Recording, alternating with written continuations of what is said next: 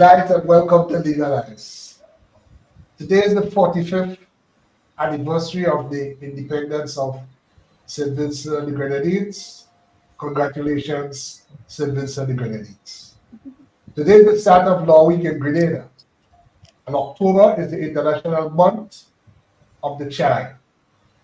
This week we have with us Mr. Francis Paul, President of Grenada Bar Association, and Ms. Shirlan Zita Barnwell, President of St. Vincent and the Grenadines Bar Association, to discuss the concept, role, function, and operation of Law Week. Mr. Paul and Ms. Barnwell, being eminent attorneys, will join with Mr. Tyrone Buckmire, Director of Legal Aid and Counselling Unit in Grenada, to discuss issues of juvenile justice. Before we go over to our guests, I just want to recognize the sponsors of this program: Jail Professional Solutions, Jim FM carrying the program out in Canada, and Grenada Technical and Allied Workers Union. Attention all workers, your health and safety at work are critical. At Grenada Technical and Allied Workers Union, we are dedicated to ensuring you have a safe and secure work environment. If you encounter unsafe conditions or are involved in an accident, take immediate action. Report it to the company, your shop steward, and make sure it reaches your union. Your health and safety is a priority, and a strong union means a strong voice for your rights. Don't wait. Address concerns right away and protect your well-being for a safer workplace and a better quality of life. Stand with the Grenada Technical and Allied Workers Union. Together, we can create a safer, healthier work environment for everyone. Good night once again. Good night, Ms. Barnwell, Mr. Buckmire, Mr. Paul. So ladies first, I will ask Ms. Barnwell to say a few words, although it is really Grenada Law Week, but it's your independence. Well, I would say, first of all, thank you for the greetings on St. Vincent achieving its 45th independence. Thank you very much. And I also want to say thank you, congratulations to Mr. Paul, President of the Bar Association of Grenada, on his Law Week, and to wish him every success on that. I know a few weeks ago, maybe almost a month, that we were on this program talking about St. Vincent's Law Week, and he had spoken about all of the grand plans that he had for Grenada's Bar Association, which was quite impressive. So I really want to wish him the best on that. I know today we're speaking about juvenile justice, and I'm not sure if there's any particular question I start off with, Stephen, except to say I know Grenada is ahead of us in terms of its laws, and we're still a bit behind using a 1952 Act for juvenile justice application in St. Vincent and the Grenadines. But before we go into the juvenile justice, we will allow Mr. Paul to speak about the Law Week in Grenada. But before we go to Mr. Paul, good night, Mr. Buckman. Good night. Good night, Mr. Paul, Ms. Barnwell. Good night, everyone. So as a non-lawyer on the panel, I'm happy to say that my agency, Legal Aid and Counselling Clinic, has long been a strong collaborator of Law Week in Grenada, and of course we're seeking to do the same thing again this year, because we believe that there is a place for legal education. Not everybody can have legal representation, but sometimes we have found people may not need legal representation as such if they have education and are aware of their rights and responsibilities under the law. So congratulations to St. Vincent on the attainment of the 45th anniversary of independence, and congratulations to the Grenada Bar Association on the observance of Law Week, and we look forward to our collaboration as ongoing. Good night, Mr. Paul. Good night to everyone. So I see the although ladies first, I see the best was left for last. Indeed. Indeed. Zita, I must extend congratulations to you and St. Vincent and the Grenadines on the attainment of your 45th anniversary of independence. Is it a holiday tomorrow? Yes, it is. All right. Well, enjoy your holiday, enjoy your independence celebrations. Thank you. All right. And Mr. Buckmire, when you go to school together, it doesn't matter whether you are form below or form above. During that 5 year period, the Yes. Yeah. schoolmate. Yes, So it's absolutely. it's good to be on this panel with you. And I know, as you said, that the Legal Aid and Counseling Clinic was also a collaborator. I know there are times when we hosted pro bono with you. Yeah. Allow us to host our pro bono day at the Legal Aid and Counseling Clinic Center. And to Mr. Lane, thank you very much for having me on the program once again. As Zita said, it was only a few weeks ago. I was here along with Zita, supporting her in her law week. And now it is our law week, and Zita is here to support us in our law week. So thank you for That's being here, it. Zita. So we had a really nice rollout this morning. We commenced with church service at the Blessed Sacrament Church in Grenadines from 9:30. That was mass. We had approximately, I should say, roughly 40 attorneys there, including one resident High Court judge and two magistrates. It was a really nice turnout, and then we went to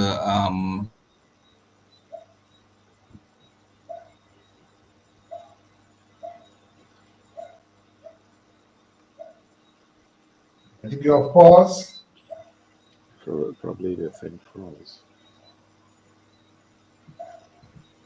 Uh, your I think pause, Francis.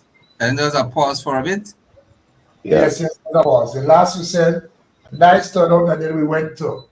Oh yes, we went to Cuyaba Beach Resort and had lunch. I could All have right. said So that. tomorrow now we have our media day, and the whole purpose of the media day is to sensitize the public about Law Week. The theme for Law Week is advancing the rule of law through service and legal education. And we choose that theme to show that when you advancing the rule of law, there is no one above the law, and lawyers at time go beyond the call of duty to advocate for folks who you think are disenfranchised in one way or the other, and who may be impecunious, meaning that they don't have the money to actually retain a lawyer and fight for justice. And even the sermon this morning from the priest or the homily resonated with us so much because it was about this gentleman, this blind man in the Bible, Bartimaeus, who heard Jesus Christ was passing and called out to him and said he wanted to restore his sight. So basically what the homily was saying, that you have to go the transactional um beyond the transactional. Everything is not about money, and you do the transformational. And I was saying to Father that we do that all the time. There are many times when even as criminal lawyers, you go to court and you would see someone, you don't know them from Adam, you don't have any representation, you see the path and they look like they have already one foot inside the prison door, and you would step in and try to assist as much as you can. And I can call it, several attorneys do it every day, but not only in the criminal arena. You might have a matter whereby you need to file a constitutional motion and the person really, they can't pay you. But it's not the transactional, it's justice, you know. And when I say through service and legal education, we do the service every day. We are servants of the law, servants of the people. And in terms of legal education, the bar, well, I can safely say for the Grenada Bar Association, has been a champion of legal education. We still have Mr. Ferguson, who does that program every Monday. Before, I must say that there were more active programs. I know Ms. Barbara Lindo used to do that program during the week.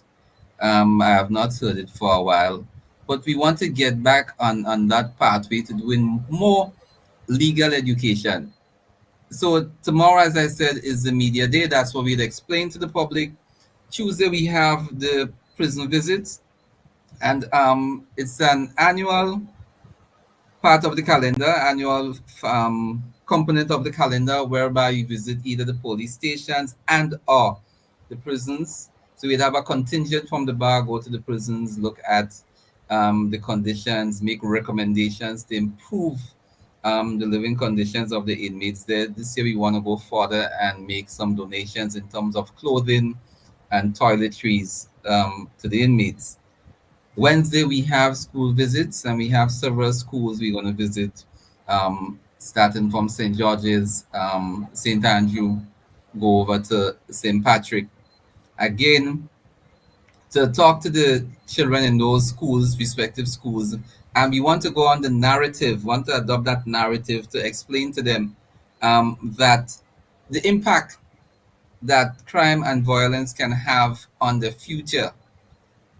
So I think it's apt that you have the whole discussion on juvenile justice, the Juvenile Justice Act, because as I said before we came onto the program, there's so many children that you see on the juvenile day in the respective jurisdictions before the magistrate court.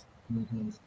So Thursday we should have had our mock trial mooting competition, but unfortunately we had to move it because on Thursday we have the special sitting for Sir Daniel William Casey, former Governor General of Grenada, who passed away earlier this month. So we moved the mooting to Friday, and that mooting competition would be participants are actually students from the T. Marisho Community College. It will be presided by one of the resident judges, an actual fact pattern. So you would have presentations, claimant, defendant, and then witnesses, and at the end of the day, the judge would give his decision. And Saturday, where we have the pro bono day, is actually given back to the public. So from 9 a.m. to 2 p.m. at the GBSS auditorium, the public can come out and obtain free legal advice. And I'm saying to members of the public, make use of this opportunity. I've seen the pro bono day as one of the days in the law week that is always well attended, and I think that what happens on pro bono day is that folks come out and realize that the lawyers are actually giving free advice. So let me make use of it, and I'm saying to you, whatever legal problem or issue you may be facing, so whether it's a criminal matter, family matter, and I know Grenada are full of land disputes, right, matrimonial matter, feel free, come out to the GBSS auditorium, 9 to 2 p.m. We have a wide cross section of lawyers who have volunteered. So you have junior, you have not too junior, and you have senior attorneys, very senior attorneys who have volunteered to be present at the pro bono day. And so that's it. That's our week in full. Joseph Zita, based on your own experiences in Vincent recently. Sorry, I'm on mute because there's a noisy vehicle passing with music. Give me a second, sorry. You are muted, Zita. Yes, I was saying I actually muted myself voluntarily as there was a vehicle passing. I guess a celebration that was really loud music. Okay, good. Okay, sorry, your question. What did you ask me, Layne? No, just in terms of what Francis said and your own experience in St. Vincent recently, because the concept of pro bono day, I guess it's something new in the OACS, I think. And when I say new, I'm talking about over the last 20 years. Yeah. But I could tell you from our law week, it is week, clearly growing. Yeah, but from our law week, interesting thing though, because I mean we had advertised it on social media, we had done it on radio, and the interesting thing is that we had our law week, our pro bono day, on the premises of the court, the court in Kingston, the courtyard. And I don't think, maybe people didn't know, but I've seen our law week before a few years ago where there were lots of people who showed up for law week. I mean, for pro bono day, sorry.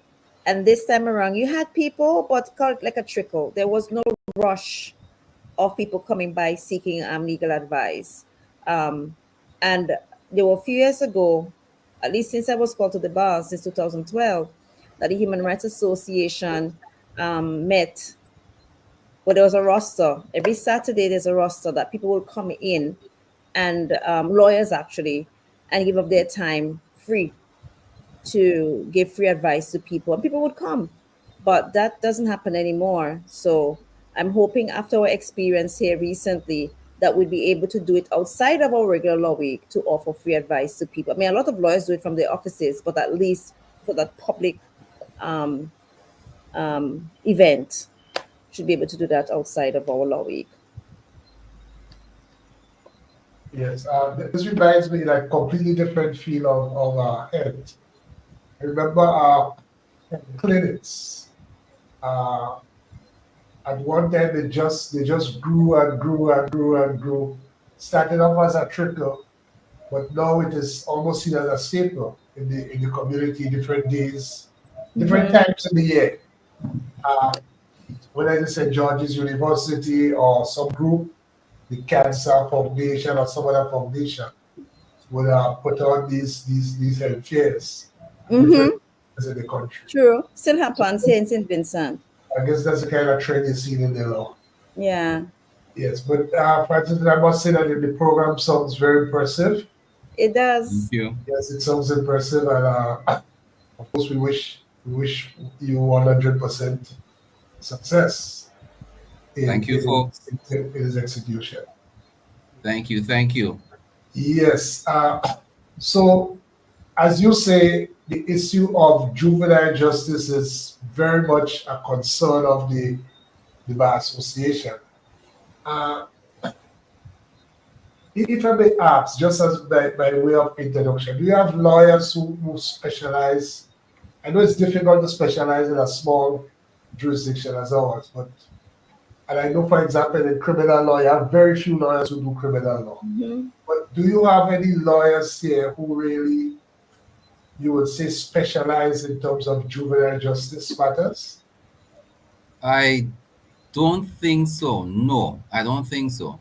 What I would say is that some years ago, Joshua John, who is now a deputy registrar, he used to make it his duty to be in court on juvenile day, assisting more than anything else, right?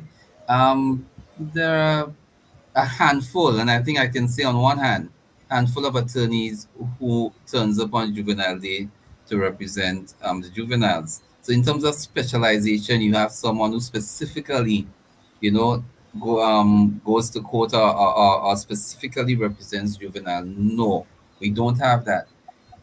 I can't remember the exact provision in the Juvenile Justice Act 2012, but I know there is a provision that states that a juvenile should be represented by an attorney at law. Mhm. So I can't recall the exact provision as I state. And I think there's also part of that provision, maybe a follow-up to that provision is in terms of remuneration, there's also provision for remuneration for the attorney. But that is not strictly adhered or enforced. Mhm. So maybe, Section maybe 67 of the Act. sorry? I think it is Section 67 of the Act, but there are cases in which the state has to provide, but it's very limited. If I may jump in, actually, Counsel, Mhm. Mr. Paul, some years ago you were right. There were more attorneys. Mr. John was probably the most consistent, but there were other attorneys who, on juvenile day, especially in the #1 court before the chief magistrate, where she has the last Friday of every month dedicated as juvenile day, she would press almost any attorney who was in court at the time to into service to assist juveniles who came to court unrepresented.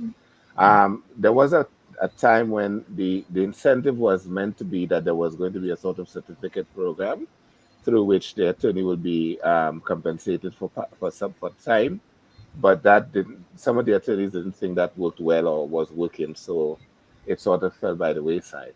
I'm happy to say, though, I was going to announce this later on in the program, but I'm happy to say right now that as of the beginning of September, Legal Aid and Counseling Clinic does, in fact, have an attorney on retainer now to work with juveniles in conflict with the law. He's not a juvenile specialist as such, but we, after many years, we have finally been able to hire an attorney on retainer who has a specific mandate from the clinic to work with juveniles, so that and the probation department has been made aware of this. The Ministry of Social Development has been made aware of this, so that when juveniles are arrested, we ask that we are informed of the juvenile, the matter, and so on, so that the attorney can seek to reach out to the juvenile and his or her family to provide advice and, if necessary, representation in court. So that's something that is happening only very recently through because we have a small grant that allows us to retain an attorney for those purposes, and we hope it will take off and we'll be able to carry it on well into the future. So, Okay, so Mr. we are Buckmire, just Mr. Layne, I just wanted to ask Mr. Buckmire a question. Mr. Buckmire, so you said you have a small grant, so that attorney would be paid from your grant and not by the state, Yes, because the attorney is legally. right, because as I said, I think Mr. Layne said it in section 67. I think it should be section 67. But the state, right, should provide the attorney. Well, we have made a representation to the state that now that we have this small opportunity, a small window in which we're providing the service, the attorney is paid, so there's no cost to the family of the juvenile. We are hoping that the state will um, take it on, probably through subventing some funds to us that will allow us to continue the payment of the attorney. Because I think what happened before was that, as I mentioned earlier, where the state provided support, the state was the attorneys that represented or provided guidance, advice, and representation to the juveniles would have been paid through a certificate system. That is to say, where a magistrate will sign off on a certificate saying that this person was retained for so many hours and assisted. But that didn't really work as well as it should. And that is what is contemplated in the legislation. I know if it is a very serious charge like capital murder, then an attorney is provided. But outside of that, it doesn't happen as much as it yes. ought to.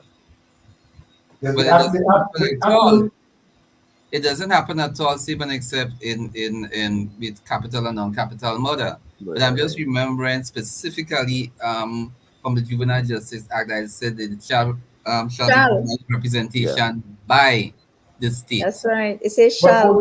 only in limited cases. I think it's for only 4 offenses or so, where it is mandatory. It Other says than that, it is discretionary. No, but under But the we would like Juvenile to see Justice so. we'd Act, like to see it mandatory under the across the Juvenile board. Justice Act, it says shall. Yes, but it says so for only 4 offenses, I think.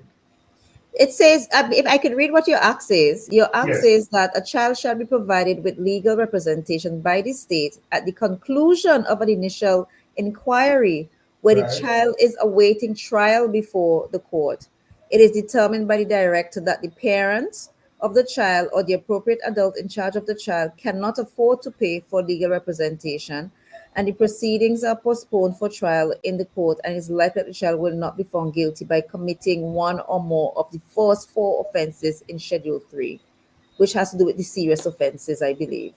Yes, that's what's really important. But I just wanted us to, in terms of being clear, the juvenile, there's a separate Juvenile Justice Act, which applies to juveniles, and we define them as so.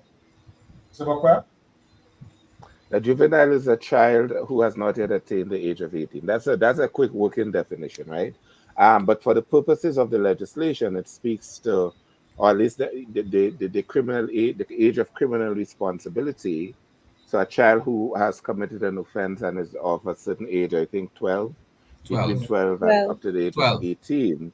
Once a Mhm. child, yes, so 12 to 18, once a child is has reached the age of criminal responsibility and has committed an offense against the law, that child then becomes a subject, or is under the mandate of the Juvenile Justice Act as it currently exists. And the act therefore provides for specific ways or a whole regime in terms of Yes, how it says children. an act to provide a process for Right. dealing with children who have committed offenses under the who have come into conflict with the law.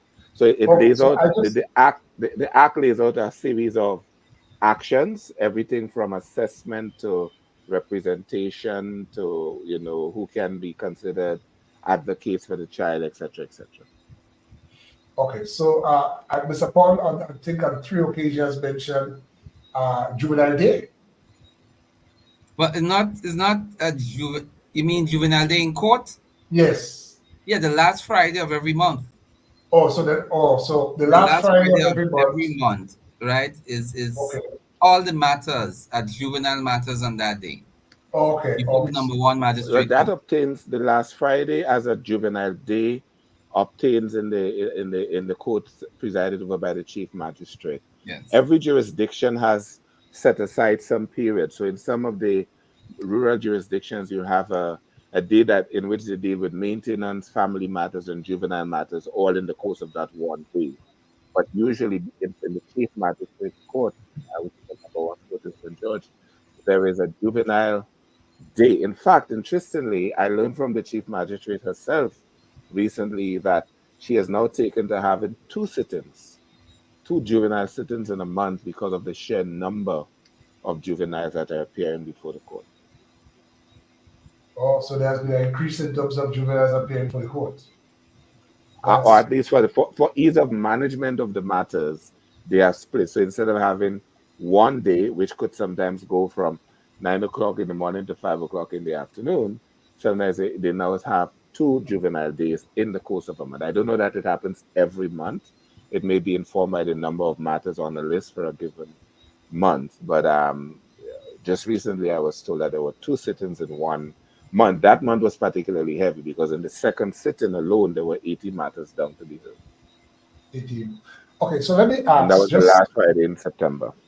yeah, in terms of just to draw a distinction, you have a situation where an adult, somebody in the 20s, is charged, let's say, with the offense of grievous harm. Yeah? And you have a child, somebody under the age of 18, let's say somebody 15, charged with the same offense, grievous harm. What's the difference in the manner in which you'll be treated? Well, again, according to the provisions of the juvenile justice legislation, the child that is 15-year-old, the 15-year-old defendant, his matter, that person's matter will be held in the juvenile court on juvenile day or in the juvenile hearing, and that person will have a probation officer in the court, may have somebody from the Child Protection Authority in the court, legal aid and counseling clinic may be present in the court as well. But if it's an adult, a 20-something-year-old offender, that matter will be held on a random day. However, if that 20-something-year-old offender has committed the offense in the context of a domestic situation, that matter could be called on the family day hearing. Right? It's under Okay, the criminal code, but it's on family day as distinct from juvenile day. right. So So, I Lane, want to if I start. can, Sorry, I was I just want saying, if to. I can augment a little what Mr. Buckmire said, Mm, right? In terms of the age. No, you said 15, but I've seen several instances where the magistrates across the different jurisdictions have extended um, accommodations to someone who has just turned 18. So it may have been a month, 2 months, maybe up to 6 months. And that person just crossed that threshold from juvenile into adulthood, right? And depends on the offense. I've seen the magistrate extend accommodation so that person would have the benefit of the provisions of the Juvenile Justice Act and the mm, diversion order, and to ensure that they do not fall outside the system. Another thing is that when a juvenile appears before the court, as compared to an adult, 20s, 30s, whatever age, you don't go in the box. You don't go in the prisoner's dock. mhm. So what the provisions ensure is that a juvenile is not treated as an adult. So an adult will go in the box, while a juvenile will stay outside of the box, right? A juvenile obviously would be accompanied. Besides, you have probation and child protection and legal aid present. A juvenile at every time should be accompanied by a parent or guardian, and that parent or guardian would stand right behind the child, behind the dog. Further, it is not public. So besides the parents, right, no one is allowed inside. Again, and sometimes it depends. The magistrates try as much as possible not to have the orderly shout out the names. If you're riding, you can be called quietly. You just come into the court. So juveniles have that. You have the benefit of being treated far, far separate from an adult. In essence, what the state is doing by that act is to protect you. Although you have committed an offense, you still have that protection, because you're a child. So you're being treated as a child. Yeah.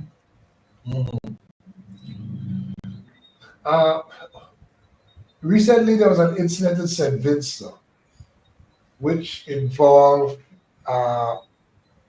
the arrest of two children.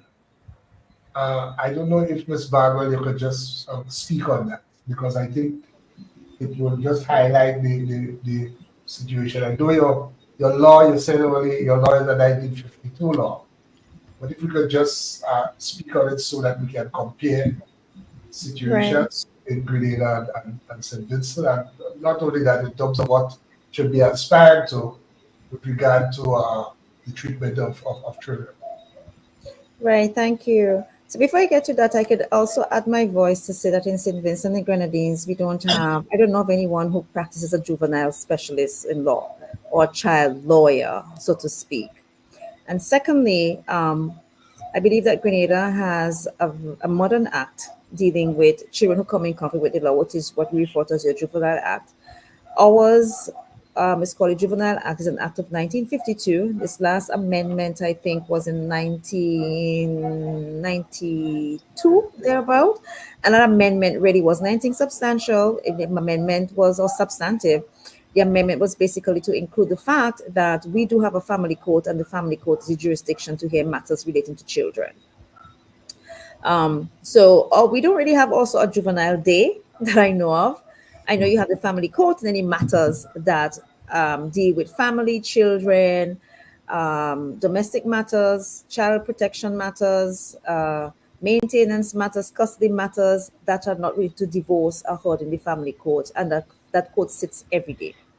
So in relation to the matter that happened recently, a young boy of 13 years old was killed, and two children were picked up in relation to that murder.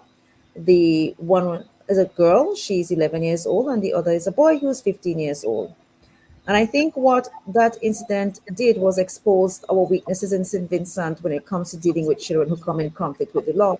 In particular, children who come in conflict with the serious offenses, allegation of serious offenses. So the young girl, as I mentioned, she's 11 years old. And when she was arrested and held.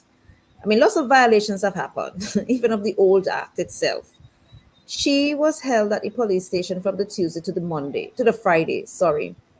One, of course, the exercise that you can keep someone for 48 hours before you charge them, that was applied to her. And even after the 48 hours, the difficulty that arose was they couldn't go before the magistrate to deal with the information formalizing the charge, because our Juvenile Act says that they have to inform the magistrate where's this place of safety that this juvenile will be held. And in St. Vincent, our juvenile is up to 16 years old. And between that, there's a definition as well for what's referred to as a young person, with someone between 14 and 16. Our laws, as I said, we don't have, well, actually, let me put this back. We did pass what is supposed to be a modern act called the Child Justice Act, and that was passed in 2019 from bill into an act of parliament. However, what has happened is that is not enforced. So we are still using the old piece of legislation. So The young lady, young boy as well, there was no place. We don't have any what do you call them? Secured residential or juvenile centers in St. Vincent and the Grenadines. And so the difficulty that arose was, where were we going to put this child? Both of them. But what arose more was about the little girl, because there's a place in St. Vincent called the Liberty Lodge Training School for boys. It's a place where usually you put boys to come in comfort, but lower level summary matters, and may mean that the fact that the parents have abandoned them and they have nowhere else to go, so they're housed at this particular institution, well, the school, or as we refer to it. And but there was no way for this child, the girl. So between arrest, charge, and first court appearance, there was a scramble as to where can the Governor General declare to be approved as a place of safety. And that place of safety was determined to be a part of a wing at the Belle-Isles prison. And the Belle-Isles prison is where, mostly before burial passed in this year, where male convicts are held. And about the time burial struck, the female, which is a limited number, I don't even think they're probably 10, female prisoners were taken down to a wing at Belle-Isle, because for a while they were housed in Kingston at the remand jail, because the original female prison was dilapidated, old, and couldn't house them anymore. And the government up to this day has not built a prison for females. So at the wing where the females are held at the Belle-Isles prison, a cell which is available is where the young girl is held. Now, the difficulty is, even though we're using the old piece of legislation, is that legislation does say that prison is a place that children should not be held. Okay. And so the difficulty that we also have is that I visited it, is that she's subject, even if they want to declare that as a place of safety, it has to be within the confines and description and the purpose of the act. If the act says a child should not be kept in prison, therefore, even if the Governor General has declared that place a place of safety, it is still a prison, which is a violation. Mm-hmm. And not only is it just physically a prison, but she's subject to prison rules, because we have been there. There's lockdown, there's time out, there's lights off, when you have to go out, when you can't go out. Although the magistrate did say that she wants them to be treated, which of course is their right, as normal as possible. So you have to be given time to go outside if they want to do gardening, if they want to go play. She's 11 years old, and she would not be in a place where it is that she has any engagement with children around her age group. And the only people she has had engagement, so far as I understand it, and it could only happen, would be the matron or the female prison officer who has to supervise her. So presently she faces a charge of murder? Yes, she does. And for all intents and purposes, all intents and purposes, she's being treated as an adult. No. So? Well, in the manner in which she has been treated, I mean, I wouldn't say that, because the matter was first heard in camera at the family court, right? Yes, so that's the first thing. And there's no reporting on it, save and except the limited information that the media has that these two young people were arrested. And so the names have not been disclosed. Okay. No, names have not been disclosed. So where we are currently is that it's just the first appearance in court. And I can't say interestingly, because it happens all the time when it comes to these serious offenses. The police investigation team is not ready yet. So we are waiting until sometime later in November, I believe, where we'll have a second appearance in the court to try to figure out how we move from here. If it's going to be a paper committal, if it's going to be a preliminary inquiry. But we have moved because to have a speedy trial to have a paper committal. Were they questioned and take statements taken from them? Yes. So the young lady was interviewed. Both of them were interviewed, electronic interviews, And my understanding is the grandmother with whom the young lady lives was the appropriate adult who accompanied her in the interview. I Okay. think sometimes that even if the law says that about the appropriate adult, I also think that some people, even if their guardians may not be the best person, because it's a time of trauma, it's a time of shock, they might not be thinking, they're not legal advisors, they don't know what to do. And to the best of my understanding as well, in this particular case, the grandmother is in a place of grief because I don't know, maybe the police knows, I don't know if they do this, but the grandmother suffered a tragic loss of a daughter who was killed a few months ago. So she might not have been the best person to sit in an interview wherein her granddaughter was just arrested and for potentially, well, before she was charged, for to be charged for murder. I don't think so. I think as well, there might have been, should have been. I can't say with all accuracy, but I believe a justice of the peace was probably present in that um, um, in that interview as well. But I also have But my just in what difficulty. capacity, as an advocate for the child, or Well, no, the child doesn't have an advocate. Justice of the peace usually sits in these interviews all of the time, given the fact if one did sit in the interview, for the benefit of the doubt, I'm gonna say yes. Right? That what they do basically is a sign off simply saying that the person was not beaten, the person was not forced or coerced, not an advocate. The so does child the did child not have an have an attorney? advocate. Does the child now have an attorney acting for her? Well, I'm acting pro bono actually on her behalf. Okay. And sort of after the fact, because you were brought in Well, after she was. yeah, I happened to, I didn't have she didn't have the benefit of a lawyer for the interview, before the interview and during the interview. But the next day, which was the day after the interview, I introduced myself to the grandmother. I actually got a number and called her and told her that I am willing, if they will accept, to act on their behalf, and she accepted. And I spoke to an uncle and I've spoken to the mother, and for the time being, I am her attorney. Okay, so I was going to ask one more question, if you will, Layne, please. Sorry, this is hurting me. Is this child receiving any kind of counseling? Well, I'll tell you what, Mr. Buckmire, it was top of my list of asking for, and I don't think. Okay. I think sometimes we say counseling, and this is not beating up on counselors. There has to be a distinction between who's a counselor, and who's a therapist, and who's a child psychologist, or even someone who deals with child psychiatry, because there's some information about this child's background that she doesn't need just like a school counselor. She actually needs a therapist. She would need like a child psychologist to begin with.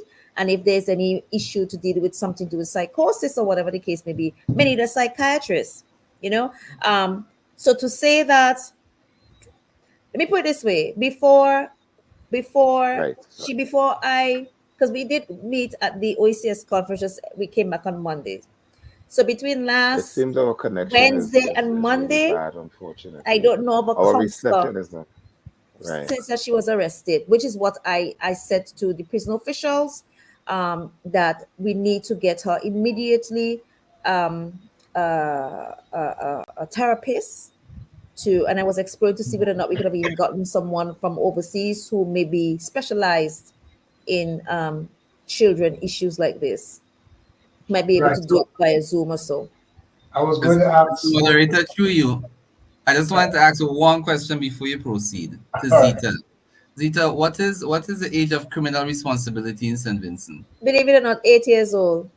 All right, because you see in Grenada it's 12, and that's why I was wondering, why an 11-year-old, is being charged with a capital offense and non-capital offense of murder. Yes, the thing is, we haven't yet put our act in force. So if it were in force, she couldn't have been charged.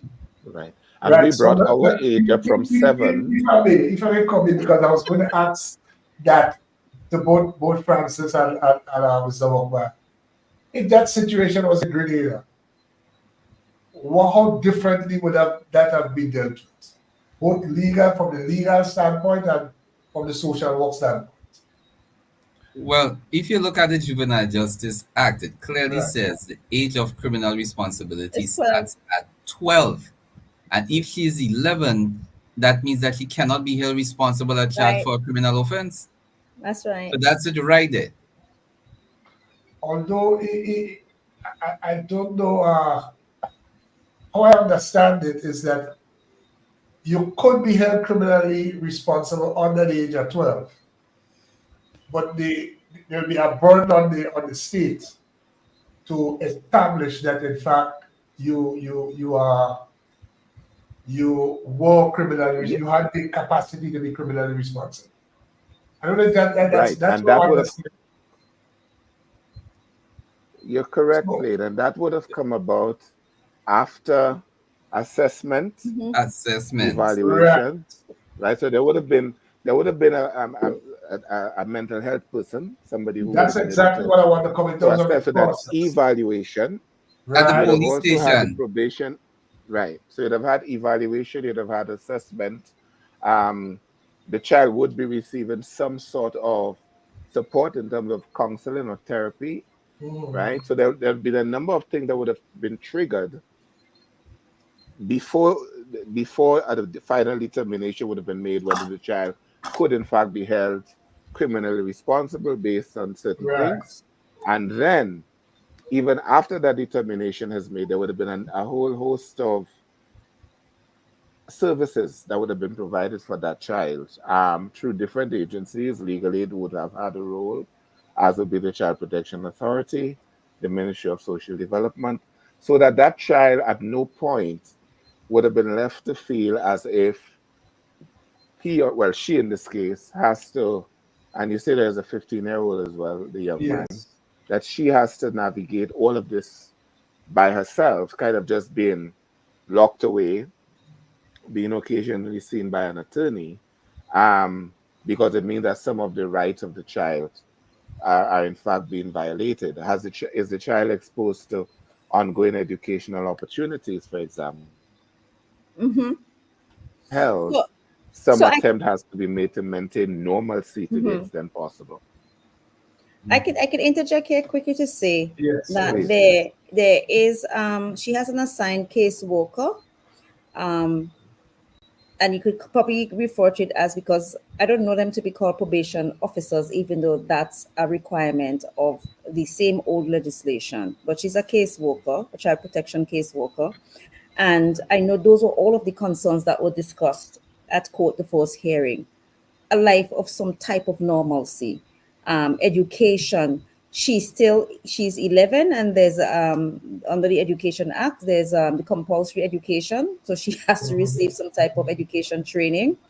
Um, the concern that I had, especially that she's being housed at Bellal, and Bellal is a good distance, about an hour or so from Kingston, where the services are. And the magistrate was also concerned about the frequency and who is going to able to go to deliver the service that are required to her when she is at a or so outside of Kingstown, where services are centralized. And in particular, this will be the government have to provide those resources that are already limited. So I have to check in by Tuesday to see what has been put in place in the last week also that she has been staying at, well, almost 2 weeks now at the prisons, to see if those things were put in place. One of the things of the concerns was actually to make the place look as if it's livable. It's just concrete walls. The good thing about the space, the cell that she was given, is that it has its own toilet facilities. That's probably the best thing, that she doesn't have to go out anywhere else. So it's like a master suite prison cell. Right in that cell is that its own bathroom, toilet facilities. That's right there. Was only a space. I don't know what a space was for originally, because it's unlike there's no likelihood really anywhere in any prison cell in St. Vincent that a prisoner um gonna have her own bathroom, right? So simple thing she needed. She needed a fan because the place was too hot and the mosquitoes. She needed repellent. They need ventilation. She has no televisions. There's nothing for entertainment. All of those things, which if she were held in a proper place for juveniles, that she would be able to at least not feel, as you say, that she's navigate this, and depression sets in, because that's a concern that I do have with that type of isolation. And further to that, she does not have any easy access to her family. And that was also a concern of the magistrate because of where she's kept, and her family is from poor background. Her family doesn't have any means. There's nobody with a vehicle. The grandmother, who's a young grandmother, has small children, has a small child at least. And so will have to then be able to try to find her way down to Belle Isle. And how often can she do that to at least to visit her? A few years ago, Mr. Buckmire, and I don't know, Mr. Paul, you were involved. There was a case with a child, a male child, and I think it was a murder, and pretty gruesome. And there was a lot of public outcry regarding that case. I don't know, in terms of balancing these issues, the interests of children and the interest of justice for the victims and their family. What was your assessment, Mr. Buckmire, Mr. Paul, also, as to how that was handled in that particular case? If you recall it, I'm sure you recall it.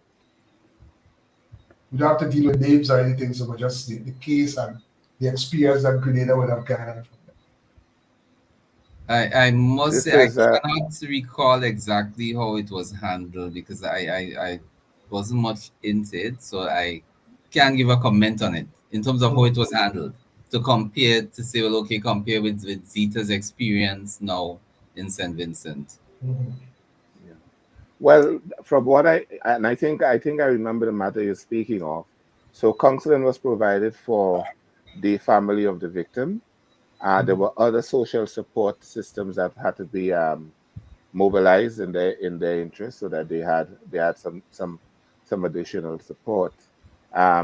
Even for the accused, accused would have received. Well, of course, there was representation, and also some counseling was provided as well. Because if it's the same matter we're thinking of, the accused was a juvenile, right? Am I correct? That the accused in that Yes, matter you're yes. talking about was a juvenile, yes. So because he was a juvenile, I know actually he was receiving, even before that particular incident happened, he had been, he had been referred by the court for social support, for psychoeducational intervention, which means programs that diversion program that help them.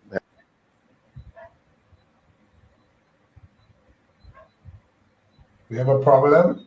It seemed like Mr. Buckmire got He got knocked out. booted off, yes. I don't know why he fell off.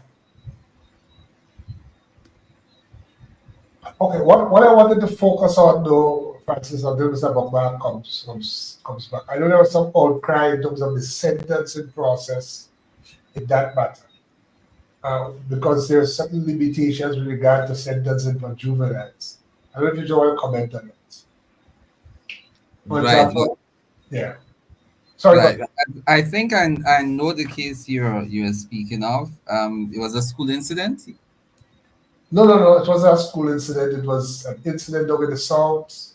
Oh, A young girl, yeah, that particular incident. right. I recall. As I said, to be blunt with you, I did not know. I didn't pay much attention to that particular case. So in terms of commenting, I don't think I would do any justice in commenting on it. One Layne, minute, please. Yeah. what I can say until Mr. Buckmire returns is that we had a similar case too. Since I'm going on to my 12th year, since I've been called to the bar, there was an incident in St. Vincent as well where a 12-year-old girl had also killed another. I can't remember how old she was 12 years or 13 or 11. Had killed this other girl over a piece of clothing. And that difficulty had also arisen as to where she should be kept. And that child was kept in a police station for the time that she was arrested and housed when the matter was going on. And then she was moved because some incidents. She was moved to a part of the same prisoner, the remand prison that was close to where they kept the females. And her sentence, what I think was about 8 years. She's since come out of prison. She was given support system in prison. She wrote subjects in prison and taught and had done very well. And she had, I'm not sure she's still at the community college, but after she had finished her complete her subjects, she and had done passed, but did some good passes. As far to my knowledge, I understand. She had applied to and got into the community college. She was just released. If it's not early this year, it's last year sometime. It's a very similar matter. Yeah, Mr. Buckmire is backwards. I'm back. So sorry I got cut off. But just to say that, just in terms of how our legislation treats with all juveniles who come into conflict with the law, up to including persons who may be charged with capital murder, there are provisions for counseling for if required if based on the age of the child and so on, that the child is to receive the treatment. The child's situation must remain as normal, quote unquote, as normal as possible. So access to educational opportunities and or training, access to counseling or psychosocial intervention as required for the child, obviously for the family of the victim, the family of the perpetrator and family of the perpetrator. And these services are provided by a host of agencies, either state or non-state, right? Now, in the case where a juvenile has committed an offense that for which the juvenile will have to be imprisoned, but the child has not yet attained the age of majority, the age of 18, that child will be held at the Grand Baccalaureate Juvenile Treatment and Rehabilitation Center until the attainment of the age of majority, and then the rest of the sentence will be served at the prison, right? So once the child has not yet attained the age of majority, the child will not see the inside of the Richmond Hill prison.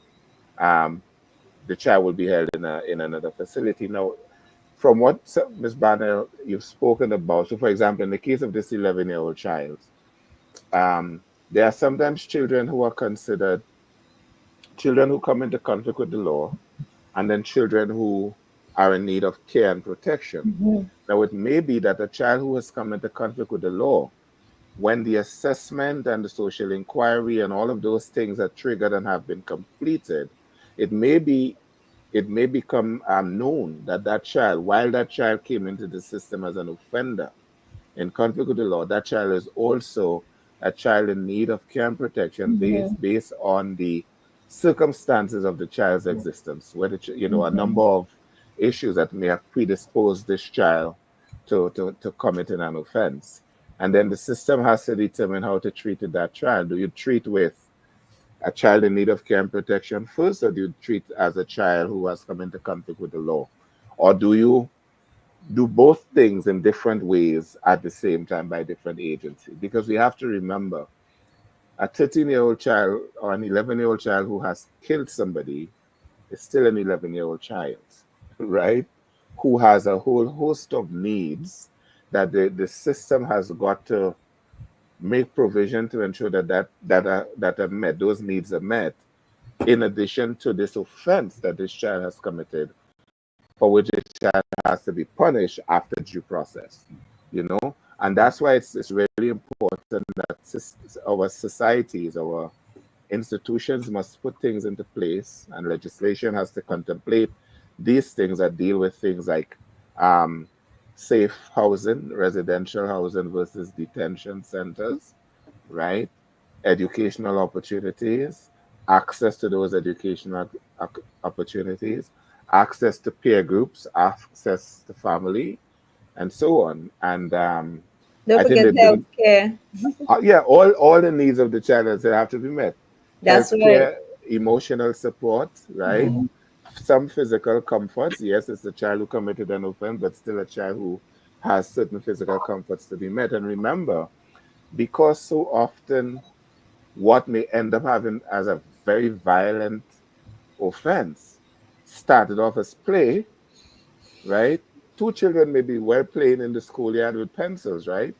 And then, so it goes within 15 minutes, it goes from two children who've known each other for a decade, who've gone to the same school, who are schoolmates, classmates, but end up in the schoolyard playing, the playing get rough, and somebody gets stabbed with a pencil and dies. That child did not become a hardened criminal immediately when the other child dies, right? So there's a whole host of emotional support systems that this child needs. And I think, Ms. Barnwell, the difference is only that St. Vincent's legislation is a bit behind ours. You say you have new A bit. legislation, but it needs to be brought into force. And let me say this, not at all to bash St. Vincent. Remember, just give Before me you a say that, sec. just hold the point. Right, okay, I'll hold Hold the the point. point. I just want to just recognize the sponsors of the program. Oh, When I absolutely. come back, you will say that, and I also want you to both you and Mr. Paul, Ms. Barlow can comment on the issue of diversion, what is meant by that and how it operates Right. within the juvenile justice process. Right, I okay. just to thank Jail Professional Solutions, JFM carrying this program on the FM radio out of Canada, and GTAO for facilitating this program. Attention all workers. Your health and safety at work are critical. At Grenada Technical and Allied Workers Union, we are dedicated to ensuring you have a safe and secure work environment. If you encounter unsafe conditions or are involved in an accident, take immediate actions. Report it to the company, your shop steward, and make sure it reaches your union. Your health and safety is a priority, and a strong union means a strong voice for your rights. Don't wait. Address concerns right away and protect your well-being. For a safer workplace and a better quality of life, stand with the Grenada Technical and Allied Workers Union. Together, we can create a safer, healthier work environment for everyone. Okay, Mr. Buckmire, you can continue the point. All right, thank you. So I was just saying to Ms. Barnwell that some of the struggles that they're having in St. Vincent in terms of getting the legislation not just enacted, but actually operationalized. You're not alone in this. We have gone through a similar process. Our current juvenile justice legislation that is being used was initially passed as an act of our parliament in 2012, but it did not enter into force until 2016 because there are some things in it that we were not ready to use certain provisions of the legislation because of the other support mechanisms that had to be put into place. So it came into force, and they had to go back and have it passed as a new act to enter into force in 2016. And then we amended it in 2017. We added 2 insertions.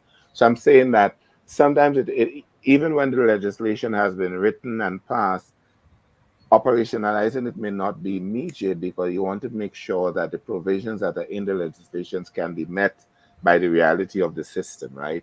The institutions, the resources, the services, the support systems. So take heart knowing that, although you're a few years behind in terms of passing and operationalizing, that, it will happen. And I think actually sometimes the pressure to push for these things to really become operationalized is kind of done by the society based on what's going on. The situation that you have now with 2 juveniles, one of them very young, who is experiencing certain things, might be able to push your bar association or yourself as the legal advocate for the young lady to kind of create a groundswell that can lead Right. to more happening in the system. So take heart, we were not always where we are. And we have really good legislation, I believe, very progressive, very mindful of the realities, but it still will need to be tweaked as we go because we learn as we go.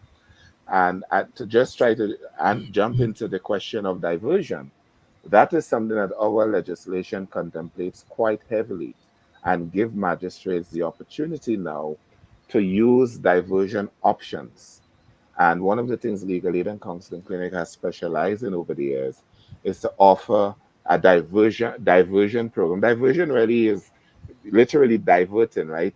Giving young people an opportunity to be diverted away from the, let's say, harsher realities of the justice system, right? So giving them an opportunity to get rehabilitation as opposed to incarceration, or, you know, because what we learned over the years is that when young people are exposed to, let's say, young persons who have committed minor offenses or juvenile offenses and are sent to a prison where they, when they interact with older, more seasoned, quote unquote, offenders, they come out sort of with a different understanding of the justice system as to how it could work and how they might be able to beat it.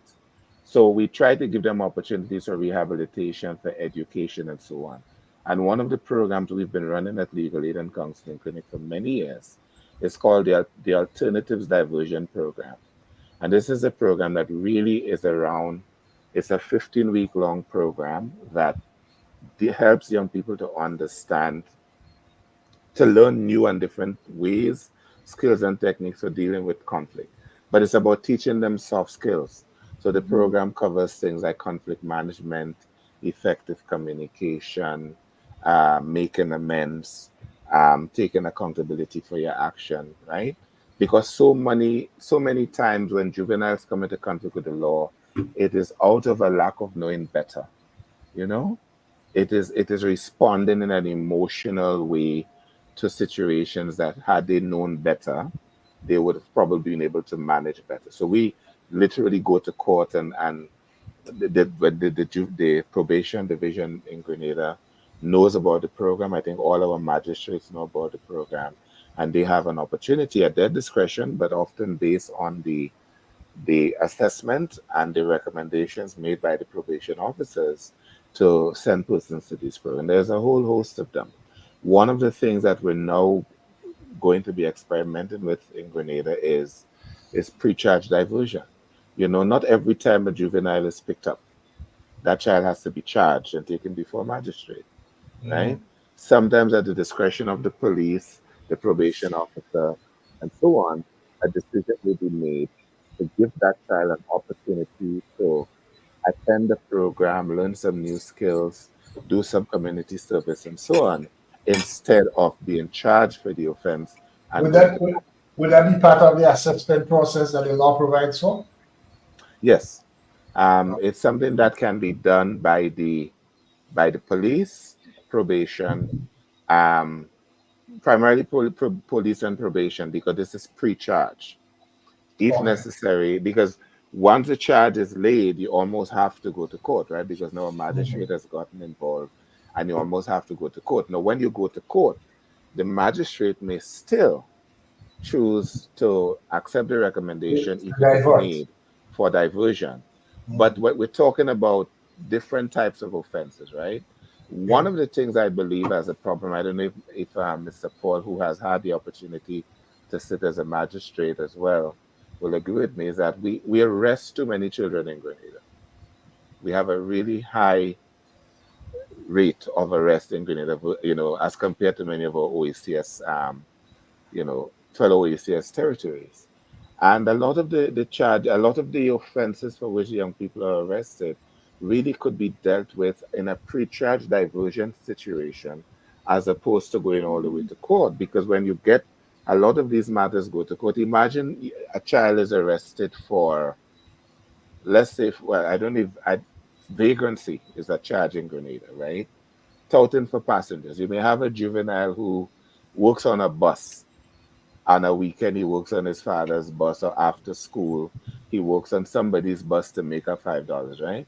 But this child is on the bus as a conductor and is hollering for passengers. It's called touting in the law, touting for Totally. passengers outside of a bus stop, right? You arrest a 14-year-old schoolboy for touting for passengers, right? The school may suspend him because he's been arrested. He gets charged. He has to go to court. He's not attending school for most of that period in many cases. Sometimes the matters don't get physically heard in court for a year, sometimes 2 years. We have juveniles in Grenada now who we are working with the Legal Aid and Counseling Clinic in October 2024, who committed their offenses in 2021 when they were 14, 15, 16 years old. Now they're 18 or 19 and they're still in court. So, and some of these matters really could have been dealt with, not to give the child a free pass, but dealt with in a diversion Yeah, strategy much earlier, and the matter doesn't even make its way onto the court list. all right, Mr. Paul, I know you could speak on that one. Yeah, well, I completely agree with Mr. Buckmire, because at the end of the day, when the matter comes before the court, you use the same assessment and diversion order to give an alternative sentencing. Mhm. So I agree with Mr. Buckmire there that if you have a pre-diversion, right, from the police station stage, and you can deal with it there. So whether is community work, whether it's sending them to Mr. Buckmire's program or to any other program, you get the same sentencing that you would receive if it comes before the court. And again, there are too many juveniles appearing before the court. Again, I agree with Mr. Buckmire there. On any given juvenile day, when you look at the court from the steps come right down, your parents, children, they are taken away from school. And what folks don't realize, and that is why in the Juvenile Justice Act you have the probation officers, you have Mhm. the social workers, you have the counselors, is that is a child. And yes, the child may have committed an offense, but you still traumatize at times. As Mr. Bogmire gave the scenario of two friends playing, and one may have killed the other, right? You are traumatized. So you look at the victim, but you're not looking at the perpetrator. And the perpetrator, him or her, is also a child who have emotions, who have needs, and you did something and you grappling with it. If you don't have that proper support, then you just go down that slippery slope. Now, in terms of diversion is an alternative method of sentencing. That's what it really is. Yeah. So you have a child, a juvenile come before the court, and what you're saying is that you don't want that juvenile fall under the normal court system whereby you get sentenced, right? It may be a fine, it may be compensation, your parents may have to pay, but in the event that you have a conviction against your name. So it's to try to avoid as much as possible the normal court system um, of getting a conviction, the normal sentencing. Now, what happens is that the magistrate is the one, and Mr. Buckman, that's where the assessment should come in at the stage of the police station stage, even before appearing to court. So when the juvenile appears to court, if you follow the provisions quickly, strictly, an assessment should be readily available to be presented to the magistrate. And At first basically, appearance, right? at the first appearance, Yeah. that's what it should entail. And based on that, now the magistrate say, okay, after looking at everything, taking all into consideration, at other diversion. I know from I am not sure it should persist in all the exist in all the other courts, but I can say from the number one magistrate court before the chief magistrate, there's a specific form, right? If it exists there, it exists nationwide. There's a specific form format that the diversion order takes. And one of the critical questions on that form is whether the juvenile accepts responsibility for his or her action or the offense, right? If that juvenile accepts responsibility, then you come back before the court, you work with Mr. Buckmire, you work with probation, and you have alternative methods of sentencing, or whether it's attending the program or community service, or going before your peers at assembly and giving you experience. But if you do not accept responsibility, then it goes through court, normal court process whereby you go through a trial, normal rigors of a trial. So the virtual complainant goes on the stand, give his evidence, your attorney, if there's an attorney, would cross-examine, and at the end of the day, now the magistrate doesn't have a choice now but to pronounce a sentence because you fail to take advantage of the diversion. But and I that's a good process, Mr. Paul. But sometimes the challenge is that the child sometimes can be put under pressure to accept responsibility. So even that can be problematic, you know.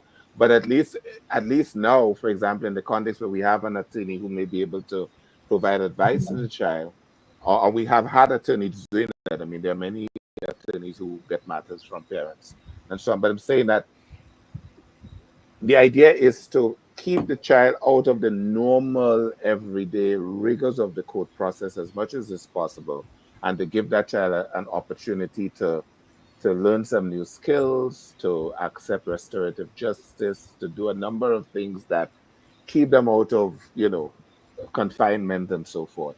And at the end of the day, we think the more options that we have, and Legal Aid is not the only entity that offers alternative or diversion options. The more options we have, the bigger the suite of options that the system has, the more effectively we'll manage juvenile matters, and hopefully we would also decrease the number of juveniles who get arrested in Grenada, or certainly be able to make more active use of pre-charge diversion, so less young people end up going before the courts.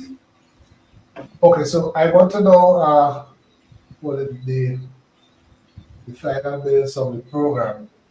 I want us to address the issue of parental responsibility. What circumstances that could arise, and how that responsibility, what forms the responsibility can take. And I'm Do you mean speaking parental responsibility pre-arrest or charge of a juvenile, or after arrest and charge? after arrest, charge, and all of that. I think the Act provides for that actually.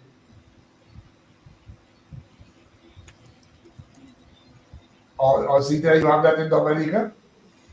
It's Vincent, sorry. But Oh, yeah. I under the old act, it does have a section that deals with the parent, so the person who has to maintain the juvenile has a responsibility. There are even situations, I believe, I'll have to check. I can't recall under what circumstances where it is that it is a compensation that the parent would be liable for that compensation. But like I said, our act is very old. We don't have any formal diversion program. I think there have been some steps kind of where it comes to DPP and formalizing any kind of charge, and depending on the circumstances where she'll make that decision. But that is not something formal that I can say that is being done. I also know that I think that in practice, and sometimes it maybe depends on who it is, that police may warn children, instead of actually saying, I'm going to take in the police station and charge you, give them a warning, get off the street, that kind of stuff. But that is the extent to in terms of the old act. And that old act was one into where children came in conflict with the law, and also the parental responsibility in terms of protection and care of the children. So No, I'm that speaking specifically here to section 65 of our Act, which says if you find the child guilty, then there are circumstances in which you can go and really you can hold the parent responsible for the fact that the child got involved in what they got involved. I think what the only thing I can speak in terms of our act If has to you got our access, because it's relatively short. If it appears to the court that finds a child guilty, so they must be guilt of an offense related to property or against the person of another, on evidence admitted or submissions made in the case against the child, that willful failure on the part of the parent of the child or an appropriate adult to exercise proper care of or supervision over the child was likely to have substantially contributed to the commission of the offense. And then it gives others, and it says the courts, on its own initiative or on application by the Director of Public Prosecution, may decide to call on the parent or an appropriate adult to show cause as directed by the court why the parent of the child or an appropriate adult should not pay the compensation. And then it goes on. So I'm speaking specifically to that section. Right. Oh, Mr. Layne, even in the absence of this provision, and let me just give a practical example.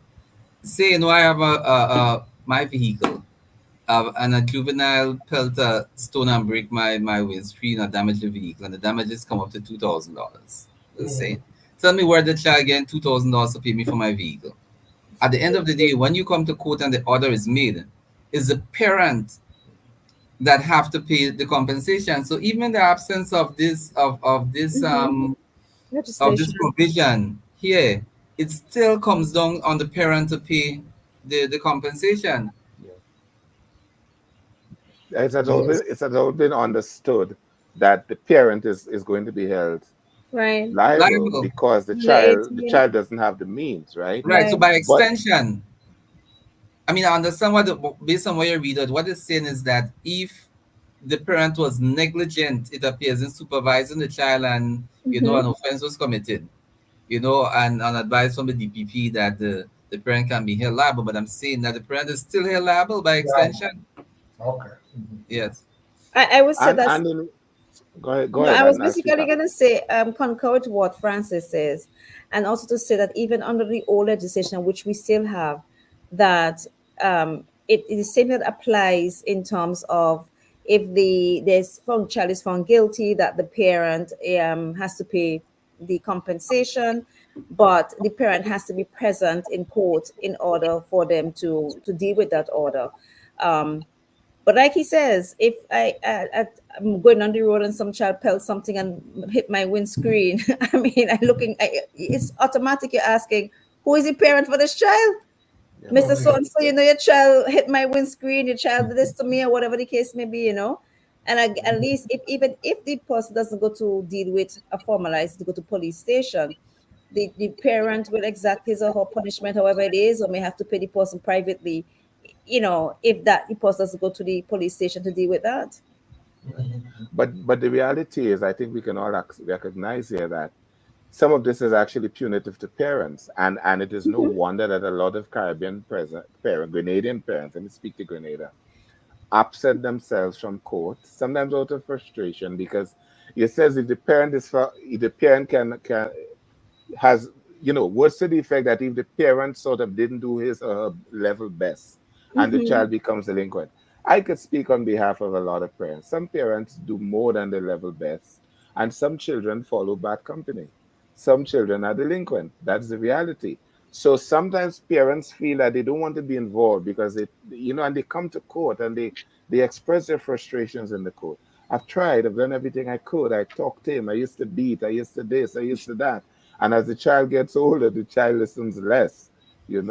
But I think once where parents, where the law requires a parent to be held accountable, parents have to be advised of that. Most parents, I think, have good enough intentions that they'll even come forward and say, as in your case, Ms. Bannon, as in your example, they may even come forward and say, can you not go to the police station? I'll try to give you something every month. And sometimes just the decision of saying I'll try to give you something every month is consciously making a sacrifice in terms of the overall needs of the family. Because here is child number 3 who is being delinquent and affecting children number 1 and 2 and 4 and 5 in terms of meeting their needs for school supplies and all the rest of it. I think a lot of this, absolutely, as we look at how these things can work and our society can better deal with our children, a lot will come down to how parents understand their responsibilities under the law, how children understand their responsibilities on their rights also under the law. And so where we started the conversation was about Law Week, and that critical part of Law Week to do education and public awareness building, because too often people just don't know. You would be surprised in a given day. I'm not a lawyer, I'm not legally trained, but in a given day, you'll be surprised how many questions people ask that you would think, but as a common sense thing, you're supposed to know that if you're a big man, but it's a legal question. And the reality is they just don't know. It doesn't make them stupid or ignorant or whatever, it's just that they don't know. And somebody has to give them that information. A lot of parents stay out of their children's court matters because they don't understand that they can be held liable. Or they just feel, well, they don't have anything to say, so why even bother to go to court if the child is not going to listen anyway? A lot of adults who can benefit from legal advice and counsel do not avail themselves of it because they think it's too mystifying. Lawyers is big, short, highfalutin people who speak at a certain level above their heads, and so they prefer to just stay away. So public Yeah, legal education has a tremendous role to play in how, at the end of the day, our society deals with the issue of justice and care and protection of its citizens. So, Mr. Buckmire, let me just say, all well noted. And I'm using this forum now as public legal education too. That's our week. yes, But yes, let me yes. just add a little on what you said. I know we are winding down. But Mr. Lane, in terms of the parents being held liable, right? That's just one part under Section 65. But in terms of parental responsibilities and duties, right? Parents also have the duties because remember, when a child is arrested and charged and released on bail, the release in the parent's care. Mm-hmm. So there may Yes. be conditions attached, right? And Mm, I've had that experience as well, where years ago I got bail, applied for bail on behalf of a juvenile. And because of his behavior, the magistrate attached certain conditions, which was a curfew Mm-hmm. mm, and not to be in a certain area, Yeah, right? we have a And lot of those. this juvenile broke all. I mean, all until the magistrate would have the bail was treated, and he was not remanded at Bacolet because Bacolet there was a letter before the court, and Bacolet was saying, basically that listen, we can't handle him. So he was remanded at His mm, Majesty's prison. And I'm saying all this to say is that because his mother at the time, she couldn't deal with the responsibilities. I mean, she was trying her utmost best, and she came to court and said that, where is him? She said they left home together, right? But he took another bus, and she got there, and he was nowhere to be found. So I'm saying parents also have their duties, and I know sometimes it's very hard, depending on the juvenile behavior. It is very hard to perform the duties, but when an offense is committed, the juvenile is released in your care, you have the duty to ensure that if there are conditions attached, that him or her obey the conditions. Now, further, when you have the diversion order, you may have community service. You may have attended a program. Again, the parents have the duties to ensure that whether it's a 8-week program or there's sessions and you have to attend a dozen sessions until completion, that you attend the sessions religiously. And most of the time, parents come back if there is a date for reporting. Come back before the court, and the magistrate may ask, well, why hasn't Jane or John complete? And say, well, I'm trying to get him to go, and he's just not going. So it's a heavy responsibility on parents. I yes, just yes, wanted to focus in, zoom in on that part of the responsibility that parents have. yes. Francis, Yeah. if I may add to that, though, you see the difficulty that you have if you check out the background of all of these persons. Half the time, these children come from a particular, have certain family characteristics. Either the parent is underemployed or unemployed. The parent has several children, is a single mother. So when the parent has these difficulties going through her own issues and own dysfunction, it becomes difficult for them to handle a child who is dysfunctional. And perhaps it may be asking, even if the law says that, maybe it's part of the assessment of the capability of the parent to whether or not the parent can assist in carrying out properly the order of the court, and that the order, it's like saying, for instance, I am going to give you a fine in the court fully well knowing from a means test, the person can't afford the fine. And the person ends up being in prison because if you had done a means test, you really want to find the person, you really know the person can't afford a fine. So the person will end up in jail anyway if you want to have a non-custodial order. So in a way, when you're giving parents, if you haven't done an assessment also on these parents, the parents' capabilities, the parent education, the parents' parenting skills, and understanding all of that, that these parents are being set up anyway with these children that are not going to be compliant with any order of the court. And quite a bit of times when kids are like that, these kids are suffering from some other type of psychological or emotional problem that needs assessment. There's a bigger issue. Absolutely. And if I may, just two quick things I'd like to say. That speaks to the importance then of having officers who can do your social inquiries and so on.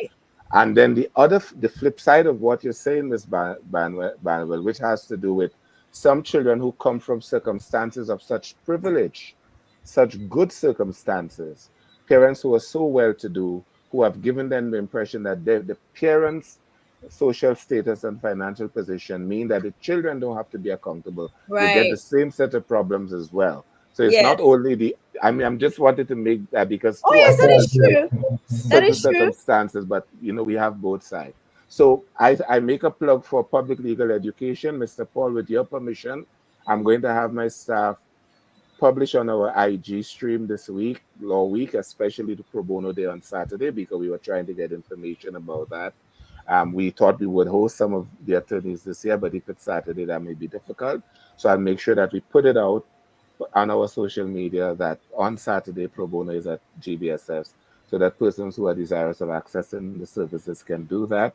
So I plug for Pro Bono for public legal education, and a plug for more programs like this, Mr. Layne, to ensure that people understand that there's a lot of dynamics at play, and it's not like society is willfully and deliberately failing children, or that parents don't care, or that children don't care, but there's an interplay of dynamics and circumstances that have us where we are, but we can address these issues slowly in some cases, and we will make a difference eventually if we keep at it. Thank you for the opportunity to appear tonight. Right. So before we shut down, I just want to once again thank the sponsors, because we can't have this program without them. Jail Professional Solutions, Jail FM out of Canada, and Grenada Technical and Allied Workers. But before we go, I just want to Attention all workers. Your health and safety at work are critical. At Grenada Technical and Allied Workers Union, we are dedicated to ensuring you have a safe and secure work environment. If you encounter unsafe conditions or are involved in an accident, take immediate action. Report it to the company, your shop steward, and make sure it reaches your union. Your health and safety is a priority, and a strong union means a strong voice for your rights. Don't wait. Address concerns right away and protect your well-being for a safer workplace and a better quality of life. Stand with the Grenada Technical and Allied Workers Union. Together, we can create a safer, healthier work environment for everyone. Zita? Oh, no. It's nothing fancy. All I want to say, certainly doesn't mean because people have money that they don't suffer from dysfunction. The same means test should apply to even those who say they have money, because a lot of these children who think that they're so entitled because the parents have them so, So I take that as your final comment, Mr. Paul. Yes. That's for me. Mr. Layne, I want to thank you so much for having me on the program once again and allowing me the opportunity to, sensitize the public about our Law Week. Zita, thanks for the support. And Mr. Buckmire, you too, thanks for the support. And I'm looking forward to, a successful Pro Bono Day. As you said, you would send it out on your IG. Yep. Right. In terms of the legal education aspect, as I said, I know Mr. Ferguson every Monday does a program. We intend to do more programs. And Mr. Layne, I must say that anytime you're ready for me to be on this program and you want me back on your program, not a problem. Just reach out to me, because again, you can use your program as a forum to sensitize the public on legal issues and even just the basic rights. Because sometimes when you have these forums and you interact with the public, the questions that they ask you is just about the basic rights. What happened if I do this? What happened if I do that? You know. So anytime you're ready, you can reach out to me. And once again, thank you for the opportunity. I look forward, as I said, Law Week started off with a bumper start. We're looking forward for it when it ends on Friday to end with the same momentum that it started off with earlier this morning. Thank you very much for the offer, and definitely there will be follow-up. Mr. Buckmire. Same here. I just want to make myself available to you. I believe that we need to continue to do more legal education, education about rights and responsibilities. So anytime you feel like you may be able to benefit from my thoughts in any conversation, I'm happy to make myself available to you. And I'm really grateful for the opportunity to appear today, especially with such learned persons as Mr. Paul and Ms. Barnwell and yourself. I came in feeling a little that I might be intimidated a little bit, but I think we had a very good conversation. You And did I hope pretty we were, good. we were able to raise some awareness. So thank you all very much. God More bless than you all. pretty Good good. night. Good Have a night. wonderful week. And before we Thank end, you. I just want to mention that next week's program, the President of the Caribbean Court of Justice, Mr. Adrian Saunders, has agreed to appear on the program Big to guns. discuss the role, function, and importance of the CCG. Ah, I think it will be very timely, and we look forward to having all of you. We'll send out the promo fairly early to ensure that that program is successful once again, as all the previous programs have been in my view. Because I get a lot of feedback from different people. In fact, you'll be surprised from all over the world. England, Canada, US, we have followers to the program. The numbers sometimes don't really show up, but I said something that's wrong because people contact me from all over on different issues on the program. So that's who we'll be having on next week. And then the week after, we'll have Caribbean lawyer operating out of Europe on a topical matter. okay. Good. So thank you very much for appearing. I really do appreciate it. And this program is all about legal education, legal information, and I really want to thank you. Good night. Thank you very much. Night. Thanks. Thank Good you, night. Mr. Dean. You're welcome. Good night, Okay, everyone. bye. Good night. Good Good night. night. Bye. Okay, Have a bye. great week. Bye-bye. Bye.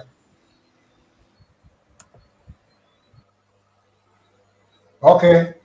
Night, night. Okay, good.